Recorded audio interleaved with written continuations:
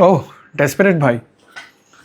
हाँ डेस्परेट भाई। भाई मुझे ऑस्ट्रेलिया आना है, शर्मा जी का बेटा भी कनाडा चला गया। पर भाई शर्मा जी का बेटा कनाडा जा रहा है तो तुझे क्यों आना है? भाई मुझे बिना 40-50 लाख रुपए खर्च करे आना है, कोई तरीका है क्या? भाई देख ले भाई, तू भाई नहीं क्या मेरा? इतना नहीं कर सकता मेरे लिए? कोई तरीका तो बता। चल मैं तेरी थोड़ी हेल्प कर देता हूँ।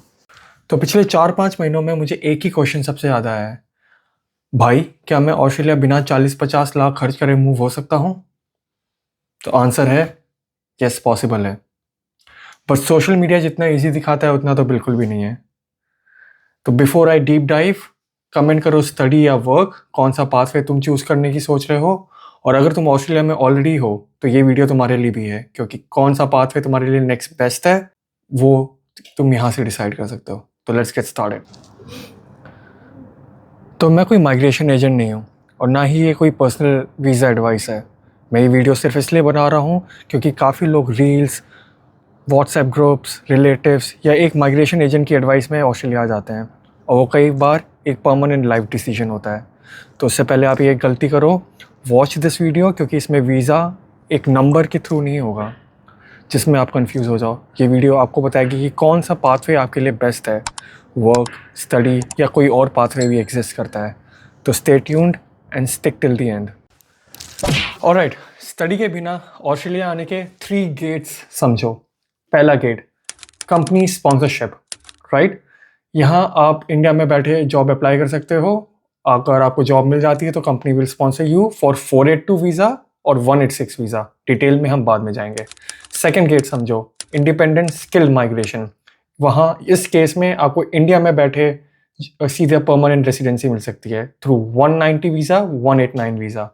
And the third, for people जिनके पास ज़्यादा एक्सपीरियंस भी नहीं है, रिसेंटली ग्रेजुएशन हुई है तो हमारे पास मतलब एक्सपीरियंस भी नहीं है, तो आप कैसे आ सकते हो। Third one is MATES visa. इस मेट्स वीज़ा में बैलेट सिस्टम होता है, रिसेंटली ग्रेजुएट के लिए होता है, डिटेल में हम बाद में जाएंगे। पर आप ये 3 गेट समझ चुके हो, राइट। अब ये 3 गेट्स की चाबी कैसे खुलेगी, आपको कैसे मिल सकता है, क्या क्या करना पड़ेगा आपको, let's go through it. Alright guys, so the first one is employer sponsorship visa, यानी कि 482, 186 वीज़ा। अब ये आपको कैसे मिलेगी, अब मैं आपको बताता हूँ step by step. Oh sorry guys, just a second, desperate भाई का कॉल आ रहा है। भाई मैंने इजी अप्लाई से 100 जॉब अप्लाई कर दी है, स्पॉन्सरशिप मिल जाएगी? भाई इजी अप्लाई करने से केवल रिजेक्शन ईमेल आएगी, स्पॉन्सरशिप नहीं आएगी। तो ठीक है भाई, मैं अभी 500 जॉब अप्लाई कर देता हूँ, फिर तो मिल जाएगी ना स्पॉन्सरशिप? भाई अगर बल्क अप्लाई करेगा ना तो केवल शादी.com में मैचेस आते हैं। तो भाई फिर शादी.com से ही पीआर वाली लड़की ढूंढ लेता हूँ। चला तुझे बताता हूँ कैसे मिल सकती है तुझे। Alright, so first, don't be like desperate guy.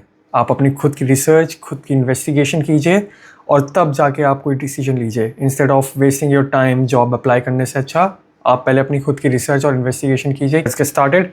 Employer sponsorship, तो there is 482 visa and there is 186 visa. दोनों में डिफरेंस क्या है? एम्प्लॉयर स्पॉन्सरशिप के अंदर 186 इज़ अ परमानेंट रेसिडेंसी, सीधे आपको पीआर मिलेगी।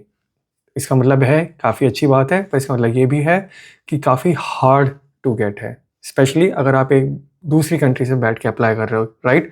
कोई भी कंपनी आपको सीधे परमानेंट रेसिडेंसी नहीं देगी, क्योंकि फर्स्ट एक्सपेंसिव है और दूसरा कंपनी आपको ट्रस्ट नहीं करती है, ना आपको जानती है, राइट।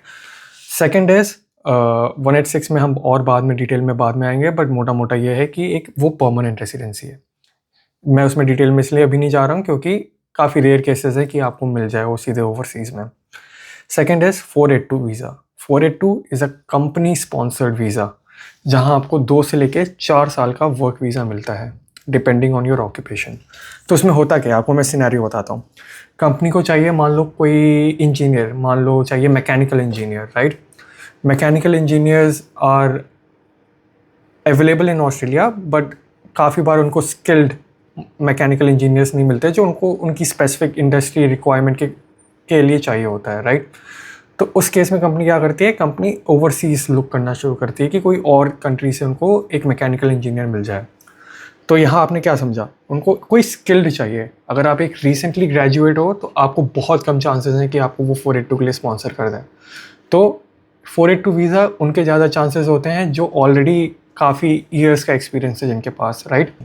मैंने पहले बात करी थी प्रायोरिटी ऑक्यूपेशन की, तो प्रायोरिटी ऑक्यूपेशंस हैं क्या?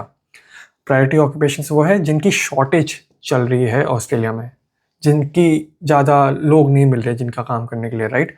तो वो कौन कौन सी होती हैं? जैसे कंस्ट्रक्शन वर्कर, बिल्डिंगें बनाना, फर्नीचर का काम, ये वो, ठीक है। कंस्ट्रक्शन वर्कर के बाद आते हैं टीचर्स, ठीक है, जो बच्चों को पढ़ाते हैं, स्कूल के वाले बच्चों को, नॉट प्रोफेसर्स, स्कूल वाले बच्चों को, लोग जो अर्ली चाइल्डहुड टीचर्स होते हैं, राइट।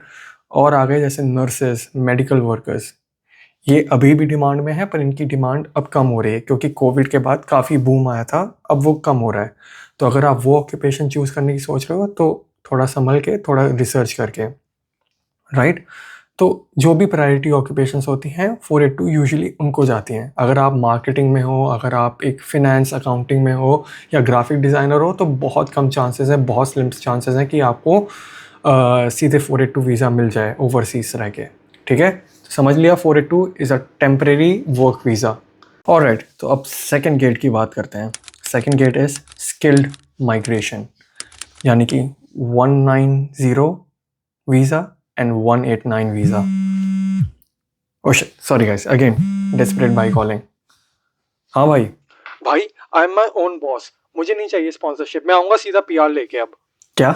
अब तुझे इंडिपेंडेंट वीज़ा चाहिए? चल ठीक है, फिर आता है स्किल्ड माइग्रेशन, यानी कि 189 और 190 वीज़ा। चल समझ। ऑलराइट, नाउ एम्प्लॉयर स्पॉन्सरशिप ख़त्म, स्किल्ड माइग्रेशन शुरू। So the second gate, skilled migration, यानी कि 190 189 वीज़ा। यहाँ किसी पे डिपेंडेंसी नहीं है, आपको किसी पे डिपेंड होने की ज़रूरत नहीं है, ना एम्प्लॉयर पे ना किसी और चीज़ पे। The only requirement hair is कि आपका पॉइंट्स गेम स्ट्रॉन्ग होना चाहिए। पॉइंट्स गेम से क्या मतलब है? तो 190, इसके लिए मैं एक डिटेल वीडियो भी बना दूंगा, बट मोटा मोटा ये समझो कि 190 189 वीज़ा में आपको खुद PR मिल सकती है आपके स्किल के बेसिस में, और उसके बेसिस में आपको पॉइंट्स मिलते हैं। तो अगर आप एक सर्टेन एज में हो, आपको उतने पॉइंट मिलेंगे।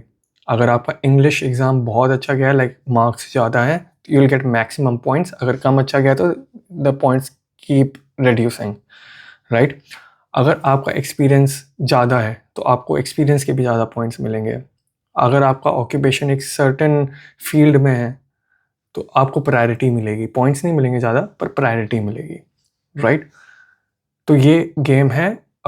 As you can see in the screen, हमें दो पाथवेज हैं, 190 189 वीज़ा, दोनों परमानेंट रेसिडेंसीज हैं।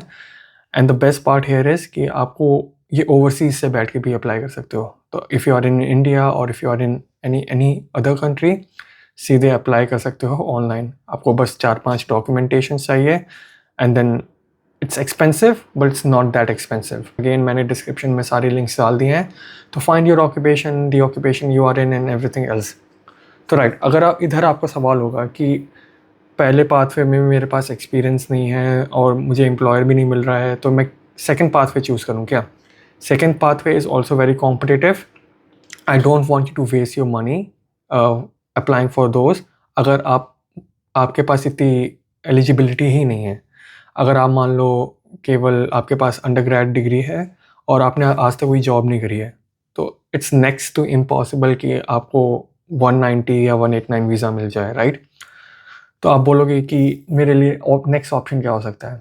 Just wait for it, the third gate is just for you guys.